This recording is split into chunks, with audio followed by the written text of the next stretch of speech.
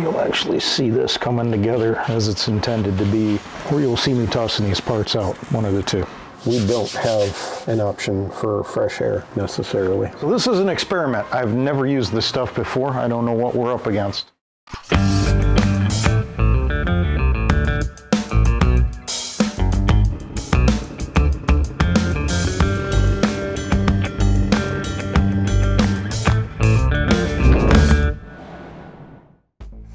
Welcome back to drybonesgarage. This episode is a part of a series where me and my dad take a 63 Corvair and a G-body frame and combine them together to create a hot rod. In this episode, we continue working on the HVAC. We took some steps to close up the outer air box of the HVAC. So I hope you guys enjoy, and I'll see you at the end of the video.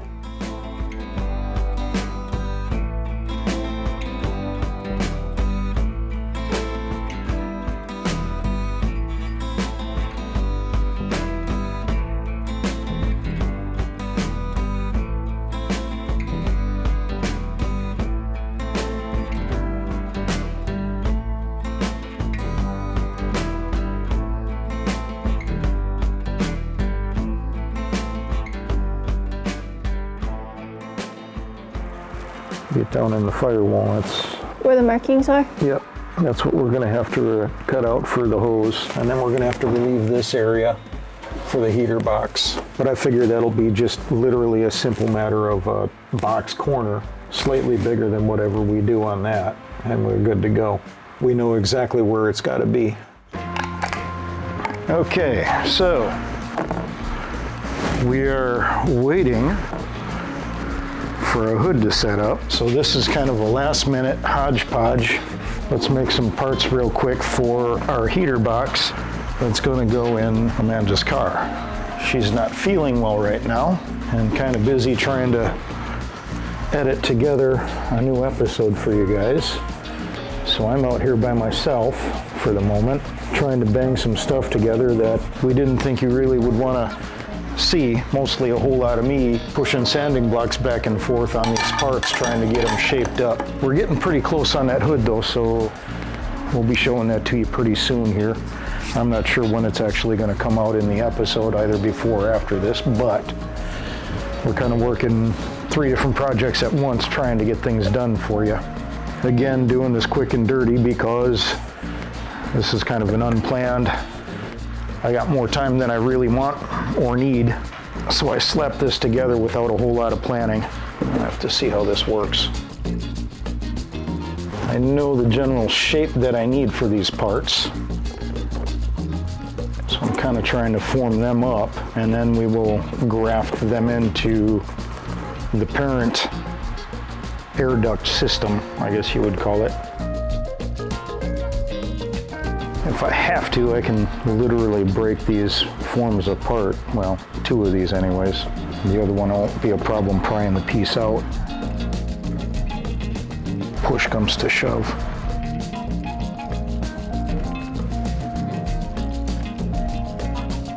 As we get deeper into the build, you'll actually see this coming together as it's intended to be, or you'll see me tossing these parts out, one of the two.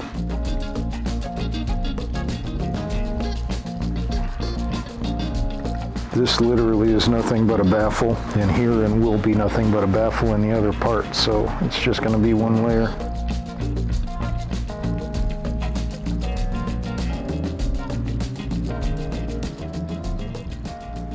And hopefully that sets up fairly pretty. Pretty happy about that. Looks like it got cold before this stuff fully cured up.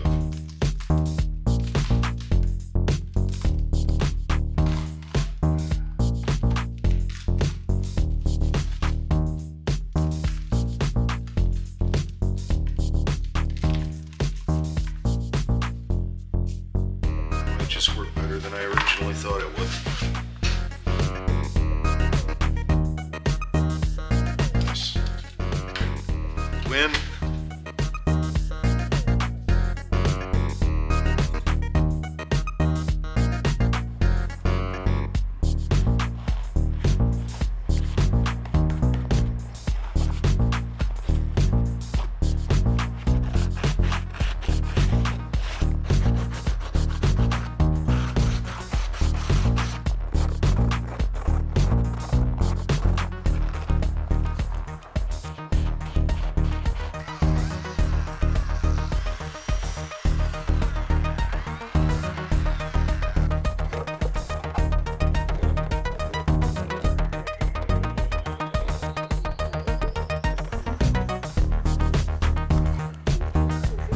Okie dokie. You getting what we're doing? This is going to be our squirrel cage. This piece, right? Right. Okay. We got our relief for the coil, right? That's going to be for our coolant lines. What we need to do is mount this with some more work, obviously, right into this little pocket here, so it'll direct the air across that heater core and then blow it into your control box. So that's what you're working on right now with this piece. I'm going to keep working on this piece, trying to smooth it down, get it closer to the bottom of the squirrel cage. All right.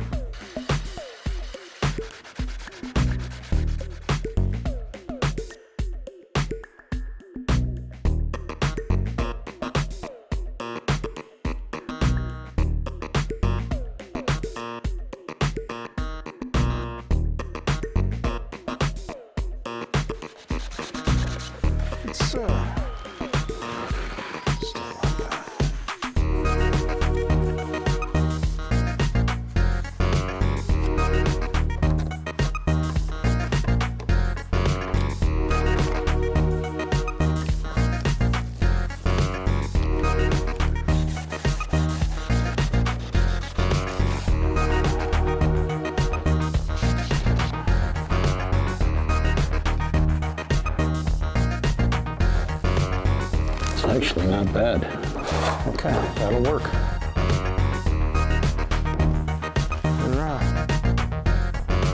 Let's get a look at this.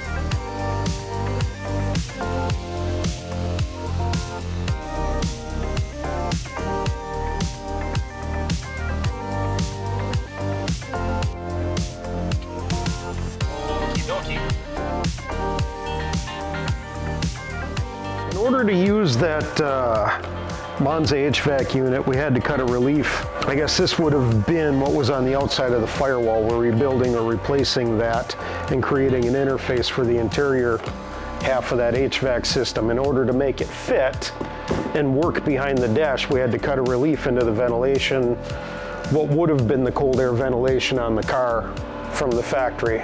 And I'm just closing up that relief cut right now. I don't know if I can get away with this or not, but I'm gonna try. Put a few on the outside, despite the fact I didn't prep this metal.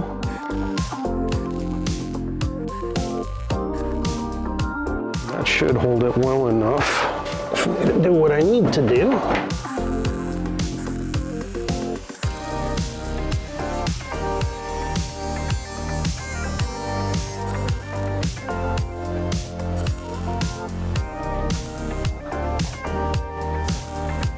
I'm running a really low amperage right now, but that's about as close to budding as I can get, and I don't want burn through.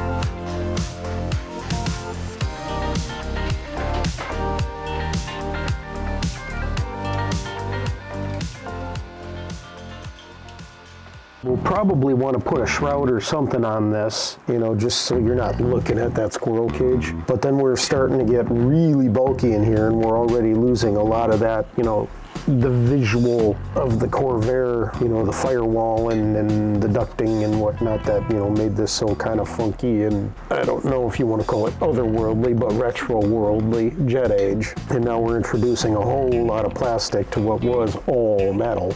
But that should be about as good an interface as we're going to get between that Monza heater box and control and the blower motor, and give us space for that heater core, as well as inlet and outlet for the hot water. The thing that bothers me is that squirrel cage is in plain view right now, so we may want to, like I said, build some kind of a shroud, make it so it's drawing purely from like here forward, and there really is going to be no fresh air option necessarily, because about the only way to do it, I think, and have any real room for it, is to basically expose the fan to direct rainwater. Or we could maybe, no, that would be pressurized, you'd be blowing straight out rather than coming in. We don't have an option for fresh air necessarily. So it's going to be cabin air and crack a window or crack the vent, I think. You're good with that? All right. If you're happy, I'm happy. We'll take this out, punch holes. This is actually going to get significantly larger before we're done. Once we start putting that other baffle in here and everything else, we're going to have to make more room and then close that area off, and then we'll actually be able to get to it. But it's going to be a bugger with the engine in to be swapping out heater hoses. That really locates them low in relation to the engine. So yay, it's a solution. It may not be the best one, but it's a solution. It's the best one I could come up with in the time we had, with what we had. We'll start clamping this thing down to something so we know we're running flat once I've cleaned that up, and then we'll get that positioned where we need it to. We know where that needs to set, and then we'll start making modifications to that squirrel cage so it does what we want it to, and yeah, go from there.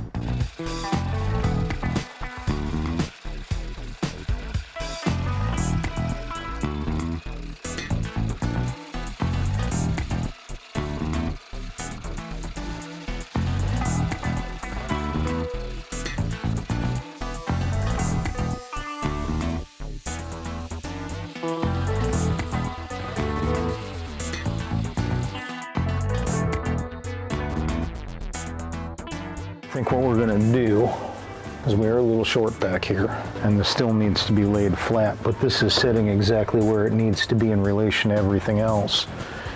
As we'll open this up, and then we'll just work through the hole to glaze this piece in the corners where it needs to be, set it up, then separate this, and then start building out. So we have air basically coming through here and then down straight into this area here, which is translates to about this part where everything starts pulling away. We're just going to get more radical.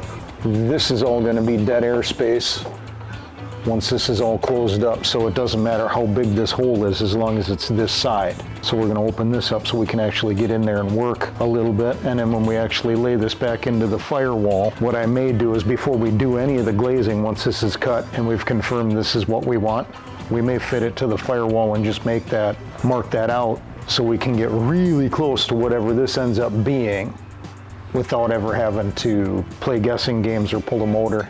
You know, I think will probably be our easiest bet. So, yeah.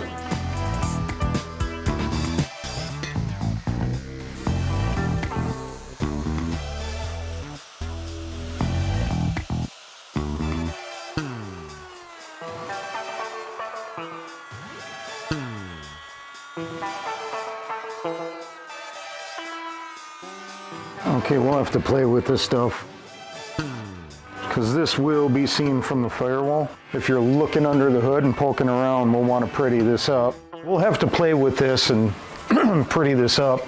I didn't care initially because I thought this was all going to be inside the ducting and just kind of like a dead spot in the ducting, but it's looking like it's actually going to be a visible part, so we'll want to take some time and just make it look a little prettier. Okay, it's kind of anchored in there now.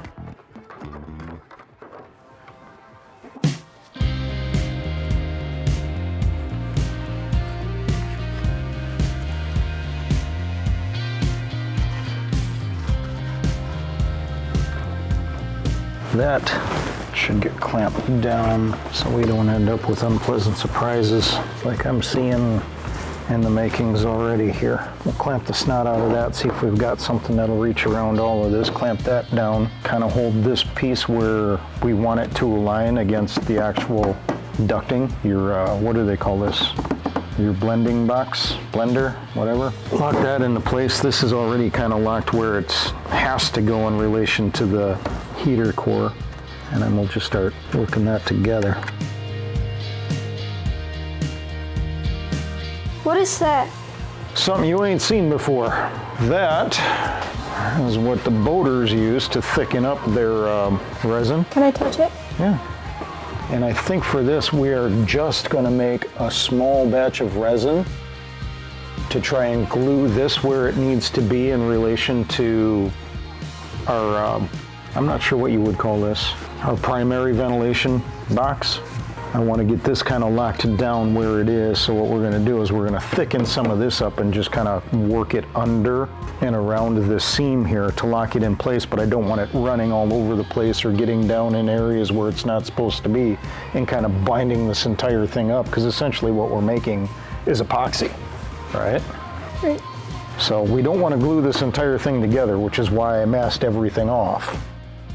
But we need it together in order to make sure this lands where it needs to in this piece in relation to this piece. So we're going to make a small batch of really thick goop or epoxy and just kind of work it into those nooks. What's this stuff made out of? I don't know. It said silica, but that doesn't look like anything I've ever seen as far as silica goes. Silica plastic. It's sand. Oh. Unless it's silicone, and then that's something else altogether. Gosh, that stuff is light. Look at that. That's some different stuff, huh? So this is an experiment. I've never used this stuff before. I don't know what we're up against.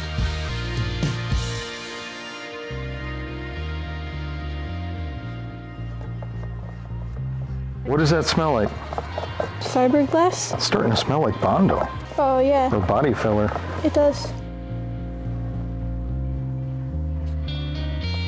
Now that we threw that crap in there, how much hardener do we need before it's just gonna turn to concrete like yesterday? Put it in the minimum. I'm thinking that's probably what we'll do, and then we'll move that table over by the stove. Let it pull as much heat from that stove as it's gonna pull. Now it's gonna turn brown. It did change color. Fast too. Wow. That's when you know a chemical reaction has occurred. Yeah, that's when I get nervous because I ain't even started laying this up. And I start making mistakes because I start rushing.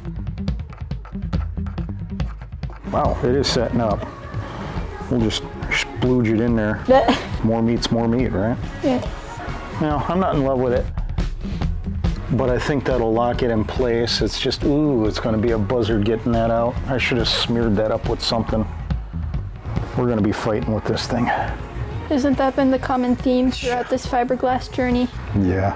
I think just letting that sit in there, if it takes its time setting up, Yeah. you know, enough where it kind of levels out a little bit, will take care of all of the aesthetics that I was worried about as far as, you know, people looking in here goes. I'm really bothered by that bolt. This thing, we're gonna have to wrench this off of this. Why do we have it in? Is it just to keep the things positioned? Everything is kind of set where it has to be right now. Oh. So I'm trying to bond this piece to this piece down there where it's anchored right where it needs to be, north, south, east, west. And then when that's anchored like that, we can turn this over and start closing up the gaps and drawing this down and trying to make like an air duct, you know, for flow, and give this thing, you know, half a chance to really breathe and give you some decent heat. But again, I really don't see you using this thing. I wouldn't use it anyways in inclement weather if I could avoid it. That isn't what this thing's about, you know? It's going to be driven in a nice warmer day, and if you're hot, you just roll the windows down. Yeah. This is not a first car, this is a first toy. Besides, I care more about the heat than I do the cold. I know.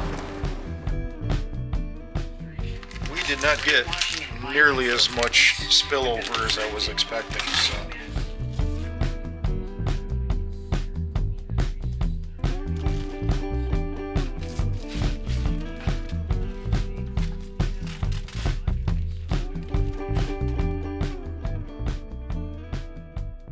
So that's about it. I hope you guys enjoyed. If you did, then please give us a like on YouTube.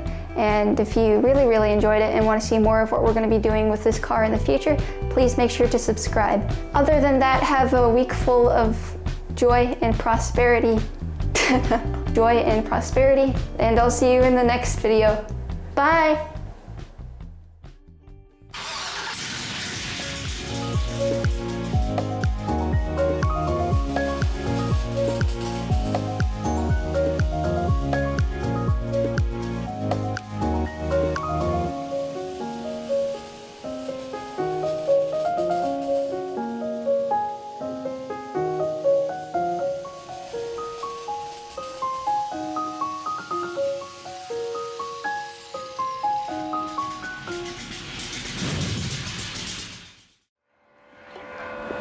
So yeah. Oh, you're still on me.